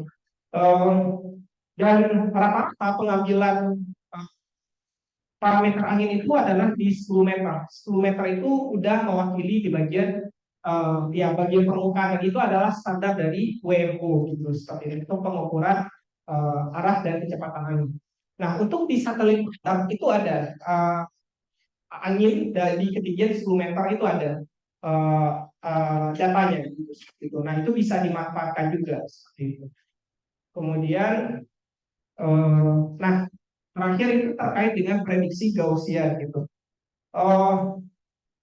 Ya, terakhir pas saya ikut sidang praktek di KLHK, itu salah satu reviewer menanyakan ya seperti yang saya sampaikan tadi, salah satu profesor menanyakan ini modelnya steady state atau non steady state gitu, seperti itu. Nah, steady state sudah sejauh ini sudah, kalau ya sudah, kalau bagi saya sih sudah tidak terlalu representatif gitu Pak, karena terlalu banyak asumsi-asumsi dipakai di dalamnya gitu. Saya ada juga versi Excel-nya ada, kemudian versi MATLAB-nya juga ada gitu. Ya tadi hasilnya itu adalah dia bentuk telur gitu ya, telur bulat hijau gitu ya, dan kenyataan di lapangan seperti itu. Nah, makanya sekarang beberapa model yang direkomendasikan adalah ya tadi AirMod, Kalpah, kemudian dan lain sebagainya gitu, seperti itu.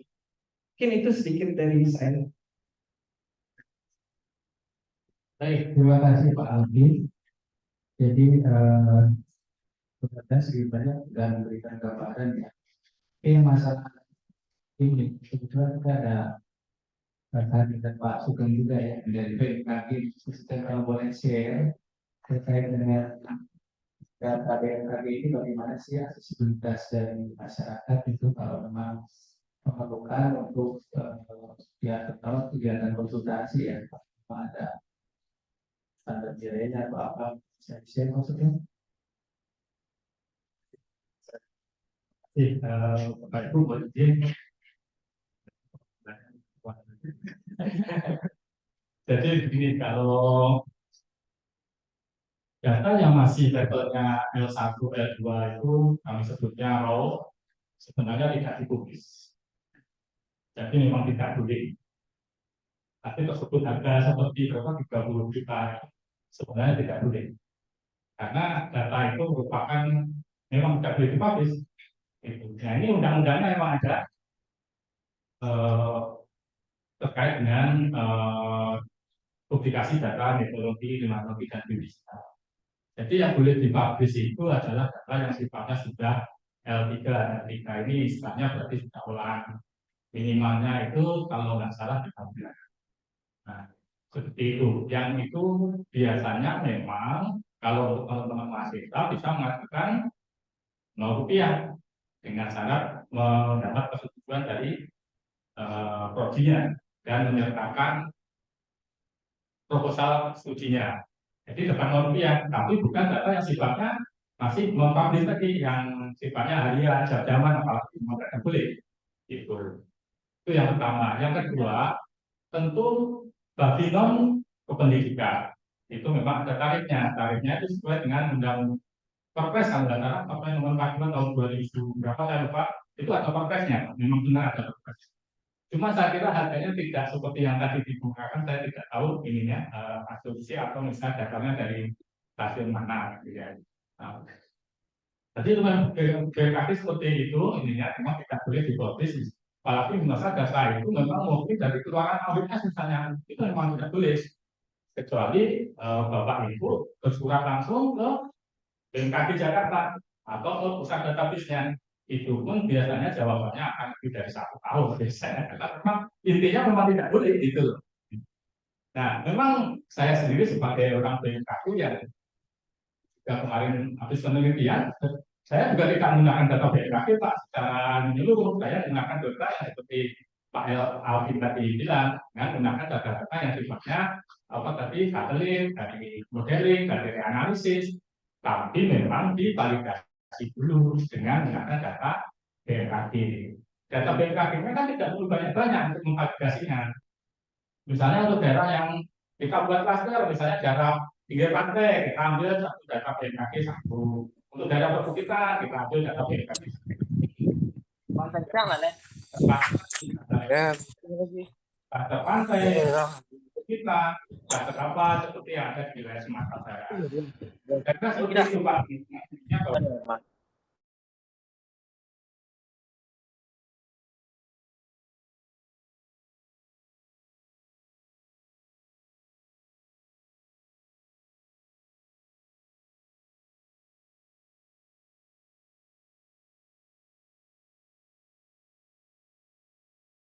yang UPT. Jadi Bapak kalau misalnya masuk ke suatu stasiun BMKG, mesti di meja pelayanannya ada terpampang tarif-tarif mengenai jasa yang mengenai apa namanya jasa pelayanan dari BMKG tersebut. Itu Pak kira-kira. Baik, terima kasih Pak Sugeng. Jadi intinya adalah ada data memang yang memang bisa diakses oleh publik dan ada yang tidak bisa diakses. Kemudian hal yang paling penting lagi adalah Pak Sugeng ini baru selesai dokter di Yunan. Data BMKG, tapi ternyata juga tidak bisa mengakses semua kan di orang luar. Jadi kan ada alternatif.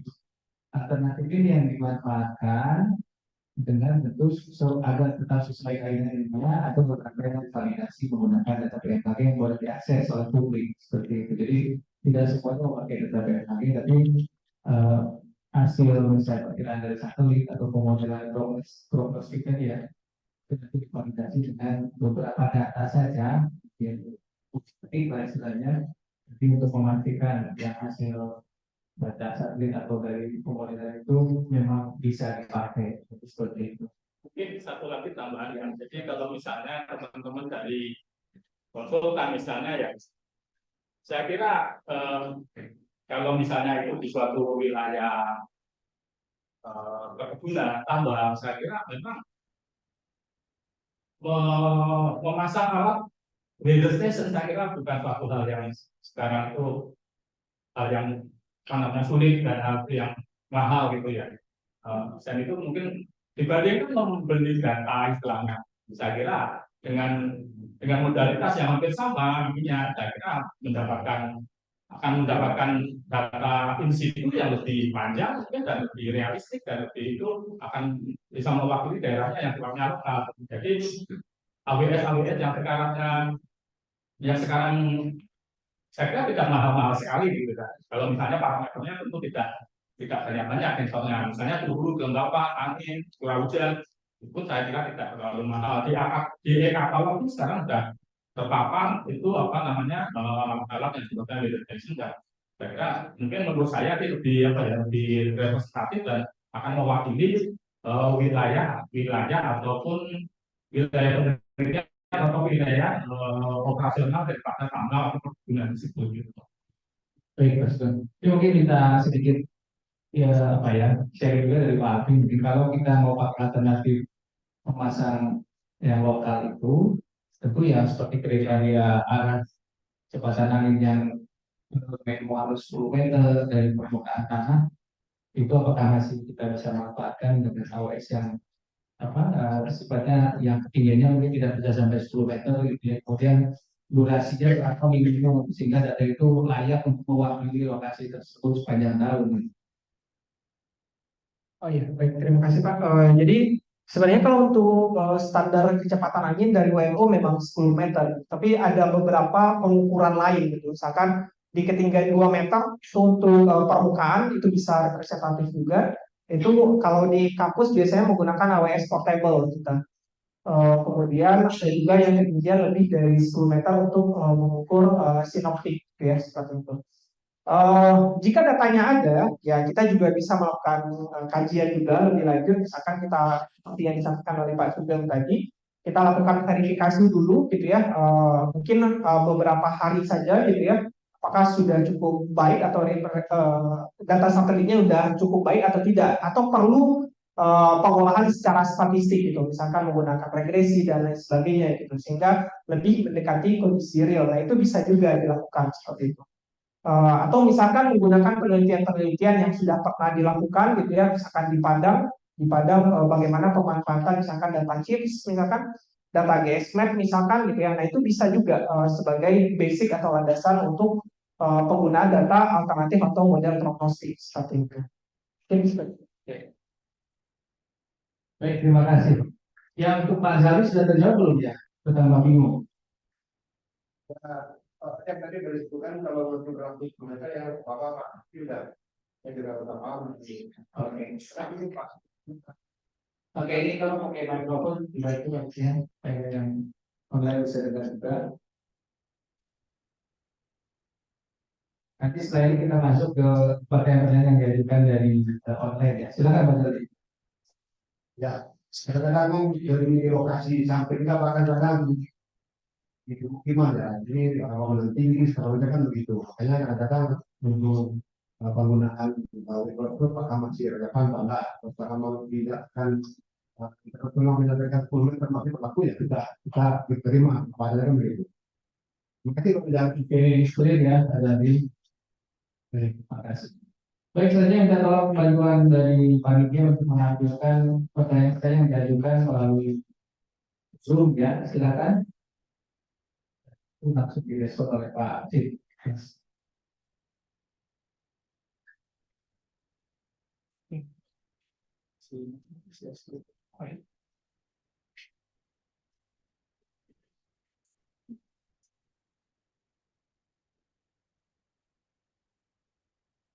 Oke, baik, terima kasih. Yang pertama dari Ira Galih dari Kementerian, apakah model dispersi perlu divalidasi?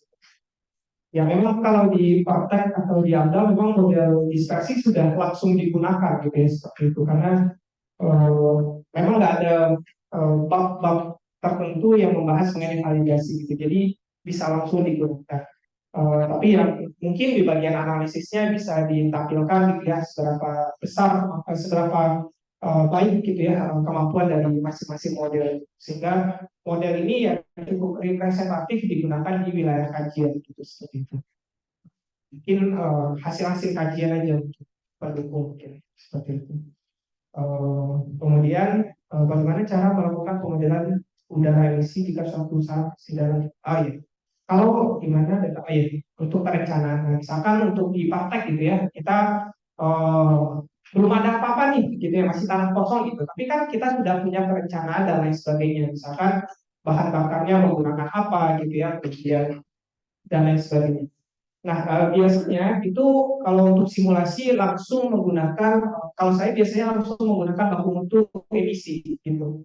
Jadi baku mutu emisi misalkan 200 miligram per meter kubik gitu ya, ya kan nanti dihitung menggunakan apa namanya, dikonversi menjadi beban emisi, nah itu langsung disimulasikan gitu. Jadi intinya itu di praktek itu ya kita simulasinya dalam kondisi worst case gitu. Termasuk juga genset itu dimasukin semuanya biasanya seperti itu. Dan dalam simulasi itu adalah simulasi berbarengan semuanya. Seperti yang saya sampaikan tadi adalah kondisi worst case gitu seperti itu. Biasanya seperti itu yang saya lakukan. Kemudian modal yang pernah Bapak lakukan untuk prediksi WRF dalam rentang waktu. Oh iya, untuk WRF, nah kebetulan yang pas tesis saya itu simulasi di Kota Bandung, memanfaatkan WRF data asimilasi juga, jadi meteorologinya diasimilasi, kemudian emisinya juga diasimilasi gitu seperti itu, dan itu dilakukan di bulan bulan basah, bulan kering kalau nggak salah, di bulan kering saya lakukan simulasinya gitu. Dan ya kemarin itu kalau untuk parameter meteorologinya sih bagus gitu, ada peningkatan ketika asimilasi gitu. Tapi untuk kualitas udara, nah itu saya belum sampai verifikasi karena pengamatan ambien di Kota Bandung waktu itu banyak yang bolong datanya. Jadi nggak sampai ke verifikasi apakah cukup baik atau tidak gitu. Kemudian prediksi dilakukan baca menggunakan data GNS atau MPL dan berapakah akurasi. Oh iya. Ya itu tadi, kalau WRF-Jam saya belum sampai verifikasi untuk testing, tapi untuk penelitian saat ini kebetulan kolaborasi dengan BRIN, itu kemarin kita sudah diskusi dengan KLK akan diberikan data emisi jalan di Jakarta, kemudian data pengamatan ambien di 5 titik nih, di Delta Jakarta, itu mereka melakukan pemantauan di 5 titik, itu nanti akan di ini. Nah mudah-mudahan akhir tahun ini hasil verifikasinya mudah-mudahan sudah keluar untuk WRF-Jam itu. Ya mudah-mudahan. Untuk data inisialnya kemarin menggunakan FNL. Kemudian dari beberapa model Edward Alpha WRF dari hasil penelitian Bapak, manakah yang menurut Bapak oke? Ya memang kalau misalkan kita, ya kalau saya pribadi belum pernah membagikan 3 model ini sekaligus di satu lokasi, gitu ya. Saat ini saya mencoba. Ya, tapi sejauh ini dari penelitian S1 saya menggunakan kalkul itu cukup bagus. Jadi saya sampaikan sekitar 0,6 korelasinya, RMSE-nya. Saya lupa gitu ya berapa RMSE-nya, mungkin nanti bisa dicek. Kemudian, nah kebanyakan dari hasil-hasil penelitian itu yang menyebutkan rata-rata model Kalpap itu cocok di daerah-daerah yang topografinya kompleks. Kompleks ini maksudnya gimana? Misalkan daerah yang banyak bukitnya gitu ya, atau misalkan dipengaruhi oleh angin lokal, misalkan angin darat, angin laut, atau di pinggir pantai, pantai gitu ya, seperti itu. Nah itu disebut sebagai kompleks terrain gitu ya, seperti itu. Nah itu rata-rata menyebutkan apa lebih baik gitu seperti itu. Tapi meskipun demikian, Airport juga nggak kalah bagus gitu hasilnya, gitu ya seperti itu. Untuk di kompleks terrain seperti itu, terutama di Indonesia. Mungkin itu adalah Masih ada rasanya yang coba next slide. Masih ada ya yang komposisinya? oh ya, masih ada. Yang selanjutnya.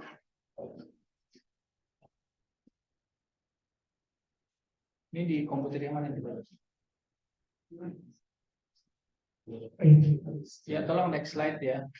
Bisa di next slide mungkin. Masih ada. Masih ada.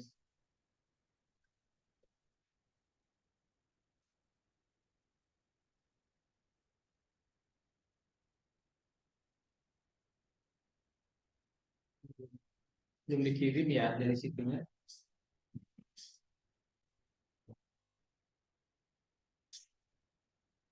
Oh iya, kemudian ya saat ini ya AirPod maupun Calpav yang versi terbaru, yang versi View ya, AirPod View, Calpav View, itu tadi saya sampaikan dia sudah terintegrasi dengan berbagai data, jadi tinggal download aja gitu ya, dia otomatis download sesuai dengan wilayah kajian, kemudian apa namanya, ya lebih user friendly gitu ya. Mempelajarinya nggak susah gitu. Eh, ya biasanya saya ngelatih mahasiswa ya sekitar sejam 2 jam udah kelar gitu ya, udah kelar, udah bisa diarahin, jadi nggak terlalu sulit.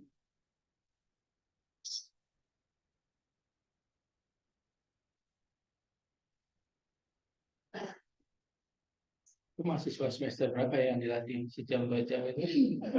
Semester akhir ya. Mahasiswa SD.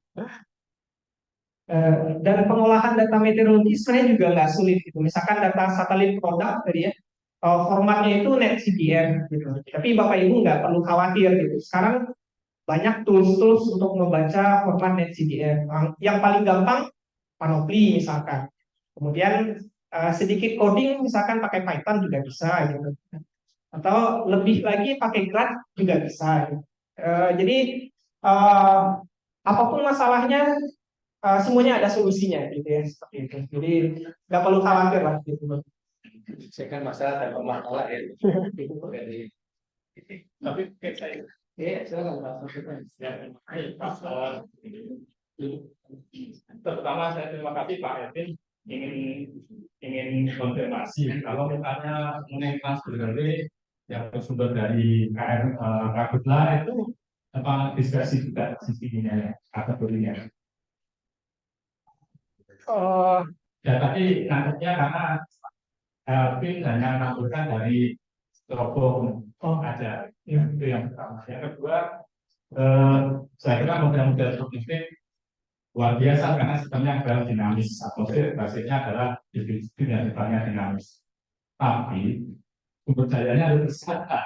Itu. Jadi kira-kira kemampuan minimal yang bisa dipakai itu seperti apa Pak? Apakah harus dengan HPC atau seperti apa? Karena ketakutan kami eh, pengembangan model perakiraan kualitas udara pertama itu saya setuju kalau menggunakan proses yang sifatnya dinamis. Tuh. Nah, tapi kendalanya adalah di bagian human resources-nya maupun di bagian sumber daya perangkatnya. Nah, apakah ada solusi-solusi mungkin ini tidak harus perlu HPC ini dengan komputer-komputer yang hanya pakai UGP aja nggak bisa, misalnya i7 gitu, i7 aja nggak bisa, atau seperti apa ini? Gimana apa resources yang minimalnya gitu Pak. Terus mengenai kualifikasi model tadi Pak, eh, apakah beberapa model tersebut, misalnya WRT, nah, kalaupun maupun AirPod itu, saya tadi lupa apakah memang ada pertanyaan yang serupa dengan saya. Itu memang belum pernah divalidasi ya? Atau memang sudah divalidasi dan seperti apa hasilnya gitu? Supaya nanti kami juga dapat perbandingan, kira-kira model yang bisa direferensikan seperti apa? Karena kalau misalnya pakai WRS dan tentu modalitasnya sangat besar dan sumber dayanya juga kan berkat. Tapi kalau mungkin merekomendasikan Outlook atau AirPod yang di desktop friendly gitu kan, saya kira tapi validasinya seperti apa? Mungkin terima kasih itu Pak Belajar. masuk ya. Baik, terima kasih Pak Sugeng. Ya, kalau sebenarnya pertama mungkin saya mulai dari apa namanya, kemampuan dan apa yang perlu kita butuhkan. Memang kalau kita running model prognostik itu kalau dalam skala luas dan resolusi yang tinggi memang kita butuh HPC gitu Pak. Cuma kalau misalkan untuk latihan gitu Pak, kita bisa pakai komputer biasa, menggunakan virtual machine Pak. Itu yang saya lakukan di kampus gitu Pak. Jadi mahasiswa minta install virtual machine, install Linux, nanti kapasitasnya gede teman, hard disknya besar. Nah mereka menggunakan hard disk eksternal gitu Pak. Jadi nggak menggunakan hard disk internal komputer. Kalau itu, kalau untuk prediksi satu hari untuk running berapa jam? Oh, tergantung resolusi, Pak. Kalau misalkan resolusinya, eh, kalau dulu itu pas saya praktikum, resolusi sekitar 3 kilometer gitu ya. Ya, tapi nggak terlalu besar itu. Paling 3 jam atau 4 sampai 5 jam gitu, Pak. Sekitaran gitu. Tapi kalau untuk praktikum di kampus, biasanya saya domain aja gitu, Pak. Minimal mereka mempunyai konsep dasar, tahu cara running-nya dan lain Ya, sebagainya. ini tidak hanya sebagai apa exercise tapi operasional gitu. Oh, Nah, itu operasional. itu yang makanya Ya. kira-kira kalau misalnya untuk operasional ada perlu human resources dan sumber yang lain yang kira-kira akan lebih besar, tapi minimalnya kira-kira siapa? Ya. Saya pernah menerapkan di Das Bengawan Solo. Das Bengawan Solo itu saya menggunakan waktu itu ada kegiatan pengadaan enggak HPC, hanya server biasa. Eh, itu runningnya 6 jam kalau salah. WRF, enggak WRF biasa ya. Kalau kan lebih kompleks lagi, lebih lama lagi. Kalau WRF biasa ya sekitar 6 jam waktu itu. Jadi dia running 2 cycle. Untuk di Bengawan Solo untuk banjir waktu itu. Dari WRF nanti dibentukkan dengan GSSAH, WMS GSSAH untuk banjir itu. Terus sekitar 6 jam. Kemudian itu biar Ya, yang tapi kalau smart boundary yang berdasarkan kapasitas itu termasuk diskresi ya? Iya, iya, termasuk dispersi juga. Itu nanti bahan bakar dari gambutnya diperbaiki, itu biasanya. Ada beberapa sumber seperti Datafin itu yang terbaru itu bisa dimanfaatkan untuk gambut. Ya. Itu sudah pernah dilakukan juga salah satu tugas akhir mahasiswa di Riau gitu, dan divalidasi juga waktu itu pakai data Kota Tabang gitu. Baik. Maaf, ini kebetulan ada 3 lagi penanya ya dari online juga dari tadi. Pertama Bu Isra Suryati, kita kan kebetulan hanya bisa sampaikan variasi. Jadi Bu Isra menanyakan apakah dalam sumber emisi kalau ada uji validasi terhadap model yang digunakan terkait dengan istiwanya, itu bagaimana? Itu bisa dijelaskan. Kalau sejauh ini nggak diminta untuk validasi. Ya, jadi sama ya, coba juga saya pernah dapatnya sih. Kemudian CV Komando Global menanyakan ini terkait dengan terkait dari perusahaan itu di itu sudah pakai batu bara, atau batu bara. Kemudian di lapangan ternyata ada pergantian di bagaimana dengan apakah perubahan dokumen atau bagaimana? Sudah sesuai ya, sudah ada material lain yang pasti emisinya juga lain, Iya, efeknya lain pada lingkungan gitu. Jadi yang direncanakan sih ya dilakukan karena prediksinya berdasarkan dengan perencanaan bahan bakar yang akan dipakai. Jadi dari Ibu Rati, dari BCTPP, pada modeling simulasi dispersi, parameter apa saja yang akan disimulasikan agar beberapa industri dengan proses yang berbeda. Dan yang kedua, untuk usulan untuk industrinya, apakah nanti akan berbeda juga untuk setiap industri. Oh, iya. Kalau untuk parameternya sendiri itu masing-masing model berbeda-beda, tapi yang pasti itu pasti ada yang umum-umum gitu ya. TSP, PM10, PM2,5, SO2, CO, NOx gitu ya. NO2 gitu ya. Itu ada semua gitu seperti itu. Nah, kalau di beberapa model, kalau misalkan parameter yang tidak ada, kita definisikan sendiri. Jadi, karakteristik dari polutan itu ya kita input gitu. Misalkan berat masanya berapa dan lain sebagainya, itu kita input gitu. Jadi bisa dimodelkan. Ya, sudah berhubung emisi kajian teknis gitu ya kan harus diusulkan karena belum ada. Oh iya. Ya. Ya, Mas. Untuk usulan baku mutu emisi ya itu tadi. Di awal-awal itu saya mengusulkan baku mutu emisi dari model juga. Jadi saya menggunakan skenario beban emisi saya tingkatkan sampai batas ambiennya udah nggak mampu lagi menampung gitu seperti itu. Itu salah satu alternatif. Alternatif kedua yang pernah saya lihat juga itu dari neraca masanya gitu. Jadi perhitungan neraca massa, kemudian dapat berapa beban emisi dan lain sebagainya. Oke, baik. Rasanya ada satu lagi ya, tadi saya lihat di slide-nya bisa di next slide atau habis. Oh, ini sudah. Baik, tadi mungkin satu ada sudah ya kita nanti kesempatan silakan sudah dua hadir silakan ininya.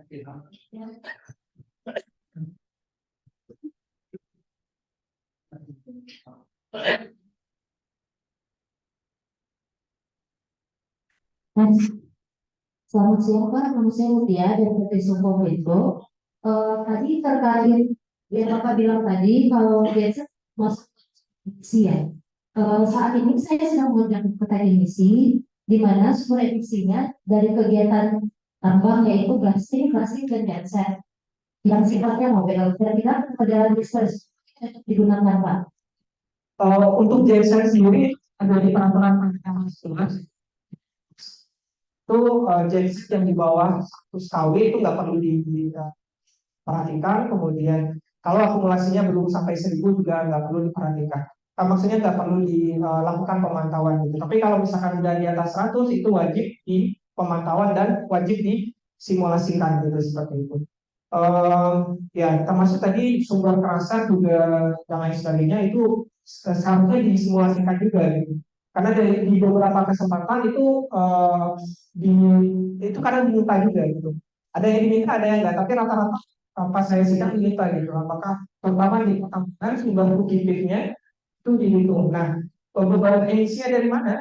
Beban emisinya itu kalau saya pribadi menggunakan apa persamaan apa namanya yang dikeluarkan oleh KLHK-nya India itu ada menggunakan upward flux method namanya untuk menghitung berapa beban emisi dari sebuah kegiatan fugitif. Tapi khusus untuk crusher, stopper, loading dan unloading dan lain sebagainya seperti itu.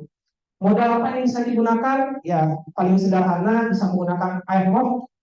Saya umumnya menggunakan airlock untuk simulasi atau mau yang lebih kompleks ya Calpap atau WRFChan. Tapi WRFChan sejauh ini nggak pernah digunakan untuk di praktek seperti itu.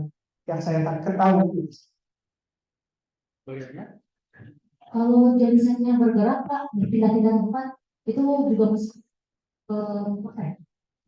Soalnya kan kalau Bapak tadi harus stay happy itu ya kan, harus tidak bergerak. Itu gimana ya Pak ya?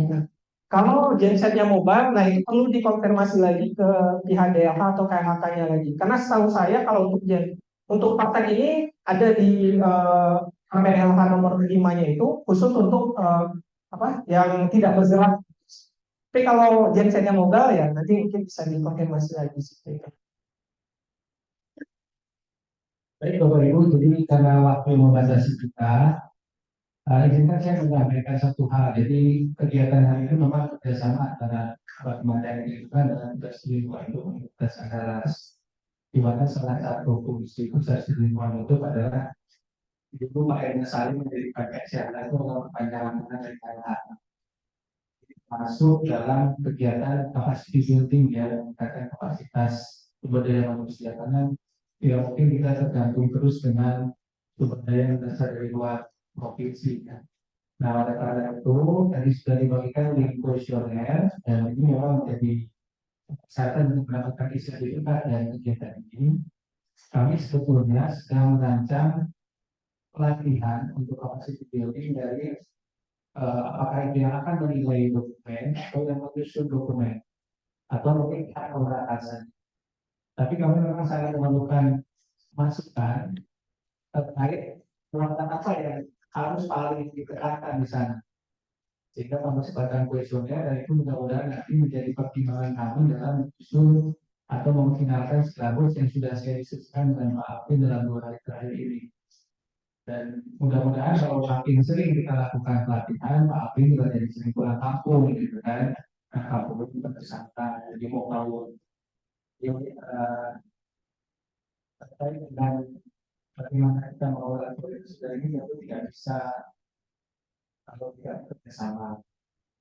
Sisi kita punya keinginan untuk menjaga kualitas lingkungan, tapi karena ada berbagai keterbatasan, itu kita kalau bersama-sama bisa saling mengingatkan, bisa saling share pengetahuan. Jadi itu sebetulnya inti kami mengadakan acara hari ini. Dan mudah-mudahan sekarang masih banyak problemnya Pak ya.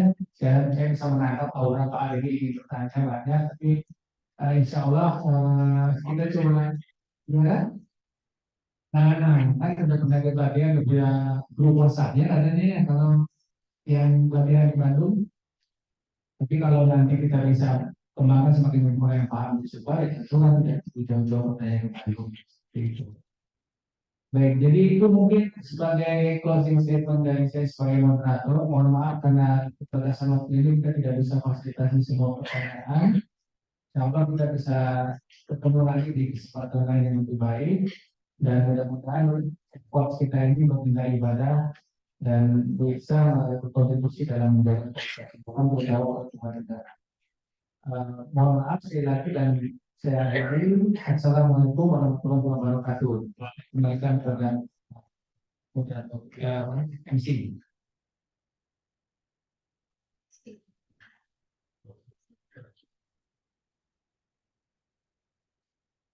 Baik, terima kasih atas partisi dari narasumber kita yang sangat luar biasa.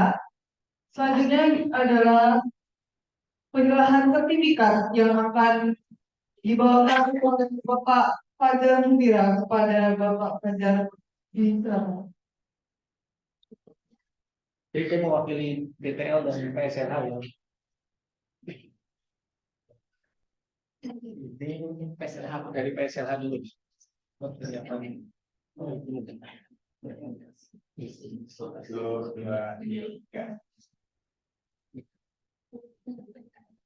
Satu, dua, satu lagi.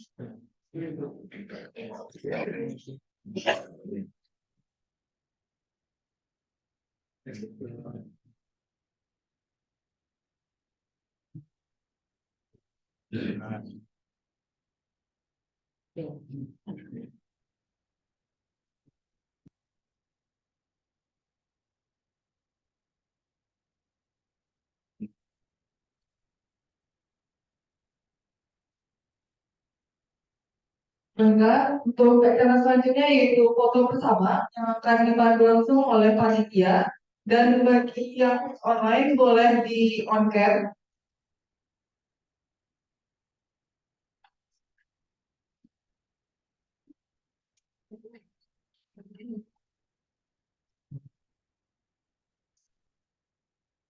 Gimana mungkin?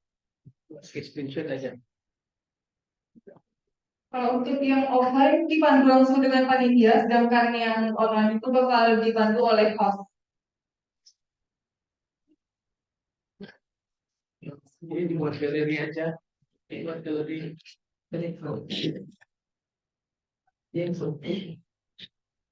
Ini cukup online dan sebelumnya jadi untuk bersama-sama itu mungkin dari peserta bisa menghadap ke arah titik sana jadi dengan latar dalam PPT ataupun slide yang sudah ditampilkan Bapak. Dan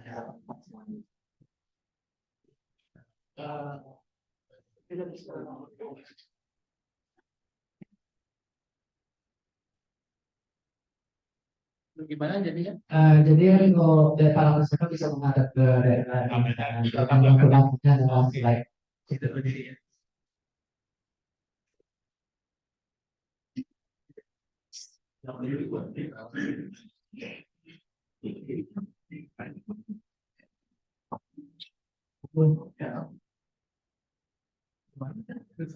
Ini Pak. Berarti dulu saya ambil Bapak dari rekan-rekan sekali ini mungkin kursinya bisa dari berdiri sedikit soal kondisi.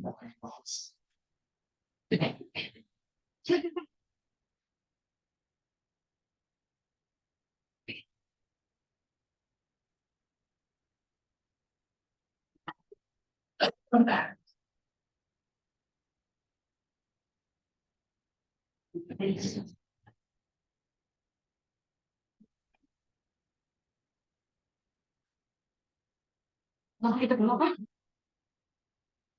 Ini kita kan kayaknya belum sederhana. Sama itu juga.